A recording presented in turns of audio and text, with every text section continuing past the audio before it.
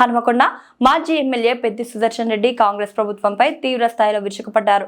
బతుకమ్మ పండుగను అవమానపరిచిన సీఎం రేవంత్ రెడ్డి మంత్రులు ప్రజలకు క్షమాపణలు చెప్పాలని డిమాండ్ చేశారు. ఉమ్మడి వరంగల్ జిల్లాలో యూరియా కొరత రైతులను ఇబ్బందులకు గురిచేస్తోందని, పంట దిగుబడులు తగ్గి పెద్ద నష్టాలు వస్తున్నాయని తెలిపారు. సన్న చిన్నకారు రైతులకు ఎకరాకు 25,000 నష్టపరిహారం, పెండింగ్ లో ఉన్న 275 కోట్ల బోనస్ తక్షణం విడుదల చేయాలని కోరారు. రాబోయే మేడాన జాతరకు గోదావరి నీళ్లు జంపన్న వాగు ద్వారా అందించేలా ప్రభుత్వం చర్యలు తీసుకోవాలని ఆయన డిమాండ్ చేశారు. ముగ్గురు మంత్రులు నిన్న మీడియా సాక్షిగా బతుకమ్మను అవమానపరిచారు. వేలాది మంది నిన్న 1000 స్తంభాల గుడిలో ఎంగిలిపూల బతుకమ్మ ప్రారంభ సందర్భంగా పాల్గొన్నటువంటి సమ్మక్క సారలక్కల ప్రతిరూపాలైనటువంటి మా అక్కా చెల్లెళ్ళ సెంటిమెంట్ను అగౌరవపరిచారు.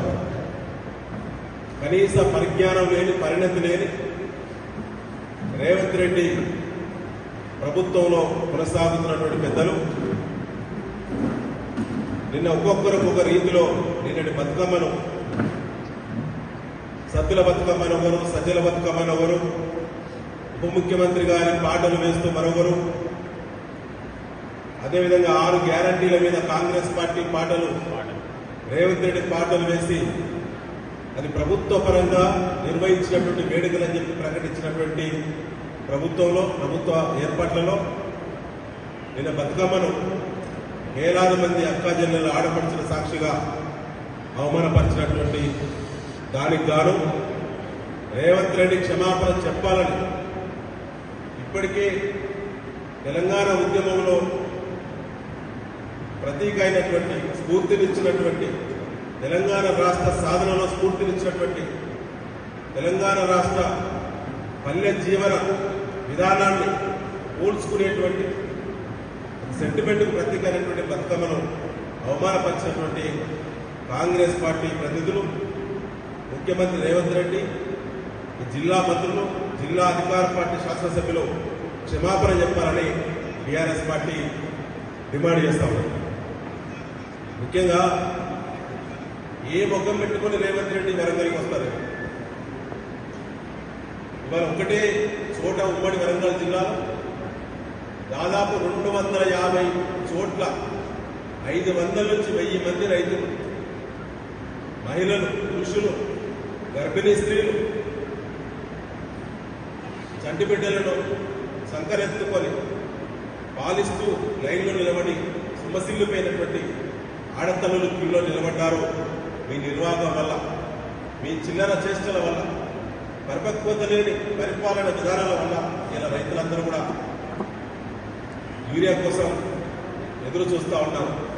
వాళ్ళ ఒకే రోజు పొద్దున్న నుంచి మా మండల పార్టీ నాయకులతో మాట్లాడితే 250 చోట్ల క్యూలైన్లో నిలబడ్డారు. వాళ్ళు వరంగల్ ఉమ్మడి జిల్లాలో దాదాపుగా 1,50,000 మంది పైచులకు రైతులు క్యూలైన్లో నిలబడ్డారు. రాష్ట్ర వ్యాప్తంగా రోజు 15 లక్షల మంది నుంచి 20 లక్షల మంది రైతులు క్యూలైన్లో నిలబడతా ఉన్నారు. మీ నిర్వాహకం వల్ల ఇలా యూరియా సకాలంలో అందించలేదు. దానివల్ల పంటలన్నీ ఎర్రబడిపోయి మొక్కజొన్న దెబ్బతిన్నది, వరి పంట ఎదుగుదల లేదు, పుట్టకొచ్చే దశలో వరి పంట అది పూర్తిగా నిలబడిపోయింది, ఎదిగే పరిస్థితి లేదు. అదే కాకుండా పత్తి దిగుబడి భారీగా పడిపోయే ప్రమాదం ఉన్నది. ఈ 3 పంటలకు ప్రధానంగా నష్టం జరుగుతూ ఉన్నది. వీటితో పాటు ఇతర పంటలపై నష్టం జరుగుతూ ఉన్నది. వాళ్ళ రాష్ట్ర వ్యాప్తంగా యూరియా కొరత వల్ల మరో 10 రోజులైతే 10 రోజులైతే ఇంకా 1,20,000 మెట్రిక్ టన్నులు వస్తుందని చెప్పి వ్యవసాయ శాఖ మంత్రి గారు ప్రకటిస్తూ ఉన్నారు. అయ్యా, ఇంకా 10 రోజుల తర్వాత యూరియా ఏ ముక్కులో పెట్టుకుంటారు? కాంగ్రెస్ పార్టీలో కడుపు నిండా తింటారా? బ్లాక్ మార్కెట్కు, ప్రైవేటు డీలర్లకు ఇచ్చేటువంటి యూరియా మీద సమీక్ష లేదు. అదేవిధంగా ఇవాళ ప్రధానంగా దిగుబడి పడిపోయినటువంటి పంటల వివరాల సేకరణ వెంటనే చేయాలని, రాష్ట్రంలో రైతులను ఆదుకొని భరోసా ఇవ్వాలని బీఆర్ఎస్ పార్టీ డిమాండ్ చేస్తూ ఉన్నారు. కొనే దిక్కు లేదు. వరంగల్ గ్రెయిన్ మార్కెట్లో కానీ, అదేవిధంగా నర్సంపేట మార్కెట్లో కానీ ఇవాళ మా బీఆర్ఎస్ పార్టీ ఇవాళ విజిట్ చేస్తూ ఉన్నది. 10-12 రోజులుగా మొదలు వేసినటువంటి మొక్కజొన్న చేతికొచ్చి కొనే దిక్కు లేదు. 2,420 రూపాయల ఎంఎస్పి మద్దతు ధర ఉన్నటువంటి మొక్కజొన్నకి ఇలా 2,055 రూపాయలు ఇవాళ ప్రైవేటు మార్కెట్లో ఇవాళ ధర అయింది. సిగ్గుచేటు. ఇలా ధరల మీద సమీక్ష లేదు, మద్దతు ధర కొనుగోలు లేదు. అదేవిధంగా ఇలా దిగుబడి 50% పడిపోయినటువంటి దిగుబడికి ముఖ్యమంత్రి రేవంత్ రెడ్డి రాష్ట్ర ప్రభుత్వం బాధ్యత వహించాలని చెప్పి బీఆర్ఎస్ పార్టీని